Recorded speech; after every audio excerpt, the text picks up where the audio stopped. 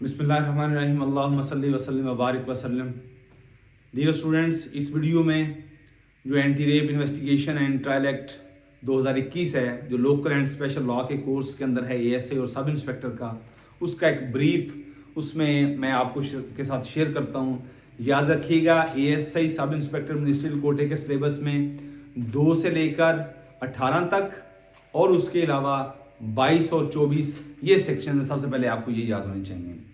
उसके अलावा याद रखिएगा कि इस एक्ट का जो पर्पस है वो ये है कि जो चिल्ड्रन, वीमेन और ट्रांसजेंडर्स हैं उनके साथ अगर कोई ऑफेंस कमिट करता है रेप का या सेक्सुअल अब्यूज का, तो उसको 2 ऑफेंसेस में डिवाइड कर दिया गया है।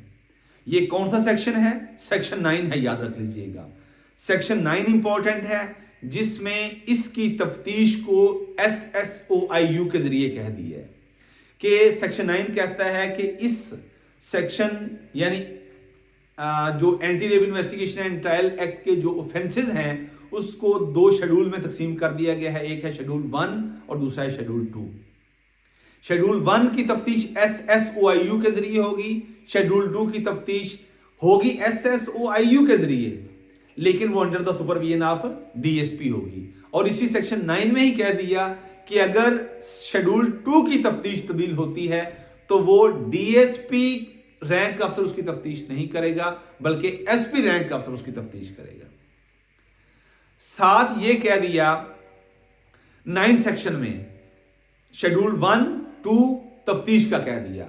अब ऐसे ही इंपॉर्टेंट दूसरा है सेक्शन 22। ये 2 बहुत प्रैक्टिकल सेक्शन हैं, जिसके अंदर कह दिया कि अब सेक्शन 22 की बात करने लगा, जिसके अंदर कह दिया कि अगर कोई फॉल्टी इन्वेस्टिगेशन करता है उसको 3 साल सजा, कैद प्लस जुर्माना होगा। और साथ कह दिया कि अगर कोई ये जानते हुए कि ये खबर झूठी है और तफ्तीशी अफसर को हमने मिसलीड करना है और वो काम कर देता है जो वो अदरवाइज नहीं करना चाहता या जिसकी कानून से इजाजत नहीं देता, तो उस शख्स को जिसने गलत इंफॉर्मेशन दी है उसको भी 3 साल तक की सजा प्लस जुर्माना हो सकता है। ये कौन सा हो गया? सेक्शन 9 और 22 खत्म। अब साथ उसने 24 का भी कह दिया। ये सेक्स ऑफेंडर्स रजिस्टर को मेंटेन करने के लिए 3 अथॉरिटीज बनाई गई हैं। एक नादरा, दूसरा नेशनल पुलिस ब्यूरो और तीसरा पंजाब फोरेंसिक साइंस एजेंसी। इसके अंदर ये बनाए जाएंगे, आपके रिकॉर्ड्स मेंटेन करने के डेटाबेस बनाए जाएंगे, ये कह दिया। यानी मैंने आपसे 9 भी शेयर कर लिया, मैंने 22 भी शेयर कर लिया, 9, 22 और 24 ये कर लिए। अब 3-4 चीजें इंपॉर्टेंट है, वो भी आपसे ब्रीफ की शक्ल में ही शेयर कर लेता हूं। इसके अंदर एंटी रेप क्राइसिस सेल है, वो कमिश्नर या DC की सुपरविजन में, उसी ऑफिस में उसके हुक्म से मुतलका जो आपका हॉस्पिटल है उसके अंदर ये सेल बनाया जाएगा। उसका मेंबर एक DC ऑफिस से, एक MS ऑफिस से, दूसरा DPO ऑफिस से और तीसरा किसी भी स्पेशल कमेटी या वो कोर्ट से या बार से वो मेंबर हो सकता है, उसका एंटी क्राइसिस सेल का मेंबर। SHO की जिम्मेदारी है कि फौरन अगर उस सेल को इंफॉर्मेशन नहीं मिली तो वो फौरन उसको इंफॉर्मेशन दे। वो सेल क्या करेगा? सेल जैसे ही उसको इंफॉर्मेशन मिली है तो इंश्योर करेगा कि इसकी FIR हुई है कि नहीं हुई, इंश्योर करेगा कि इसकी MLC हुई है नहीं हुई, इंश्योर करेगा कि इसको कोई प्रेशर तो नहीं दिया जा रहा। इसके अलावा जो भी कलेक्शन ऑफ एविडेंस है, जो भी PFS से रिपोर्ट्स भिजवानी है, वो सारी एंटी रेप क्राइसिस सेल जो है वो इंश्योर करवाएगा। इसके अलावा एक स्पेशल असिस्टेंट दिया गया, वो भी इसी के मेंबर होगा इस एंटी रेप क्राइसिस सेल का। वो क्या करेगा? वो जो आपका विक्टिम है उसकी सिक्योरिटी को इंश्योर करेगा, उसको कोई ड्यूरस ना दे, उसको कोई प्रेशर ना दे, उसकी आइडेंटिटी को डिस्क्लोज ना करे, उसको जो लीगल असिस्टेंस चाहिए वो दी जाएगी। ये सारी चीजें उस असिस्टेंट का, जिसने असिस्टेंस देनी है, उसकी जिम्मेदारी है। ये एंटी रेप क्राइसिस सेल के हवाले से आपको बता दिया। उसके अलावा स्पेशल प्रोसिक्यूटर्स होंगे, स्पेशल कोर्ट्स होंगी। स्पेशल कोर्ट्स का कह दिया कि वो ASJ की होगी, 3 साल तक उसको डेजिग्नेट किया जाएगा और 3 साल से पहले एक ही सूरत में उसको हटाया जा सकता है जब वो मिसकंडक्ट का मुर्तकिब होगा। एंटी रेप क्राइसिस के अलावा प्रोसीजर आपको बता दिया सारा, स्पेशल कोर्ट्स बता दी, स्पेशल प्रोसिक्यूटर्स होगा इसका।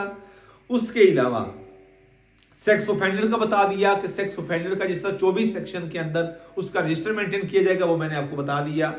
और उसके अलावा शेड्यूल 1 और 2 का ही मैंने बता दिया, सेक्शन 9 के अंदर है, 9 के अंदर बता दिया, 22 के अंदर बता दिया, 24 का बता दिया। उसके अलावा याद रखिएगा स्पेशल कोर्ट्स जो है 3 के अंदर है, 4 के अंदर और 5 के अंदर एंटी रेप क्राइसिस सेल और उसके पावर्स एंड फंक्शंस हैं।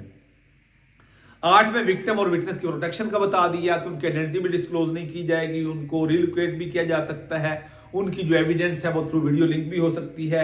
ये सारी चीजें हैं, ये मोटी मोटी चीजें थी। और 12 सेक्शन के अंदर बता दिया कि इसका जो ट्रायल होगा वो इन कैमरा होगा। साथ ही कह दिया अपील का एक बड़ा इंपॉर्टेंट सेक्शन है, वो सेक्शन है इसका सेक्शन नंबर, नहीं पहले मैं ट्रायल का बता दूं।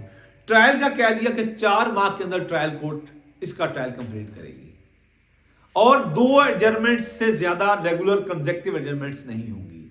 अगर कोई डिफेंस काउंसिल नहीं आता तो यह भी कह दिया कि कोर्ट चेंज कर देगी डिफेंस काउंसिल, और वो स्पेशल कमेटी जो बनाएगी उसके पैनल में जो वकला होंगे जिसकी 7 साल से कम स्टैंडिंग ना हो बतौर वकील, उसको वो डिफेंस काउंसिल के तौर पर ले लेगी। ऐसे ही ये कह दिया ट्रायल कोर्ट को। अब अपीलेंट कोर्ट की तरफ, अपील की तरफ चले जाते हैं। 30 दिन के अंदर अपील करेगा और जो अपीलेंट कोर्ट है उसको कह दिया कि 6 माह के अंदर 6 माह के अंदर अपील का फैसला करना है। और साथ उधर भी कह दिया कि आपने 2 एडजर्नमेंट्स नहीं कंसेक्टिव देनी, ये भी कह दिया। अपील का हो गया। ये इंपॉर्टेंट चीजें थी जो मैंने आपसे डिस्कस की। अल्लाह हम सब के लिए आसानियां पैदा करे और आसानियां तकसीम करने के शरफ बख्शे। अस्सलाम वालेकुम।